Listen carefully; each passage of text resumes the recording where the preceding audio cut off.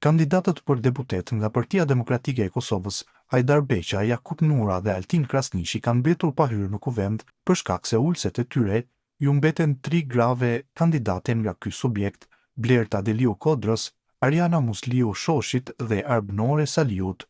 Kjo pas numërimit të afro 98% të votave të subjekteve politike nga ana e Komisionit Qendror të Zgjedhjeve, ndërkohë të Aleanca për Ardhmërinë e Kosovës, kuota gjinore L. Paulse Agim Çekun dhe Arber Tolajn, që u zëvendësuan nga Time Kadriaj dhe Albana Betyshi.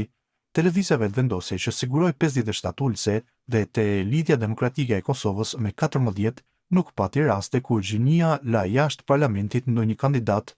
PDK mori 23, ndërsa AK-ja 6 ulëse në legjislaturën e 10.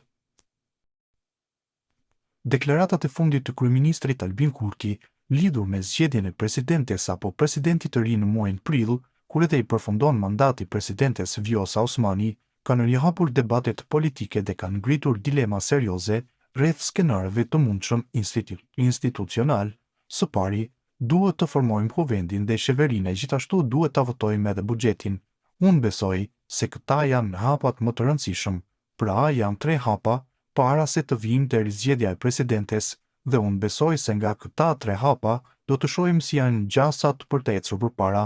Unë kam deklaruar se është e rëndësishme po ashtu të ulemi me presidenten dhe t'i bisedojmë këto gjëra. Është e nevojshme sepse 80 veta në sallë është vështirë e konsiderueshme.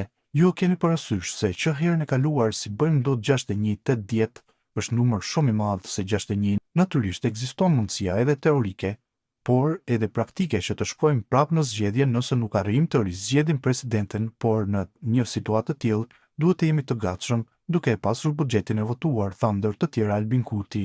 Kurti, pa dhënë një emër konkret dhe pa garantuar hapur mbështetjen për rizgjedhjen e Osmanit, ka lënë të hapur mundësinë e një procesi të ndërlikuar politik që sipas analistëve më shumë është një lojë presioni ndaj opozitës dhe vetë presidentes se sa mungesë qartësie. Mesazh për opozitën dhe Osmanin. Analisti politik Faton Mehmeti vlerëson se Kurti me këtë qëndrim po i dërgon një mesazh të drejtë për drejtë opozitës, duke e paralajmëruar që të mos tentojë ta çojë vendin sërish në zgjedhje të parakohshme.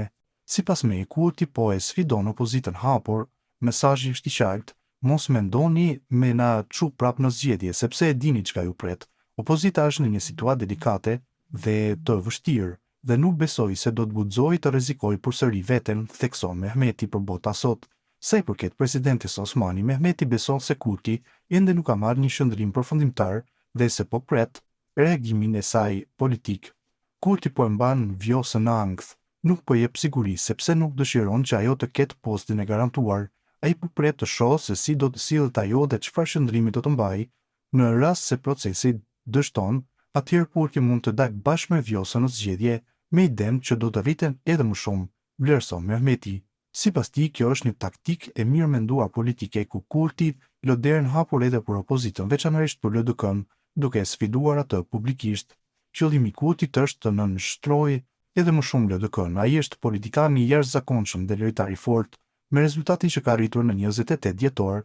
Ai ka komoditetin për ta zhvilluar këtë lojë politike dhe për t'i dërguar mesazh si opozitës, ashtu dhe Osmanit, shton Mehmeti.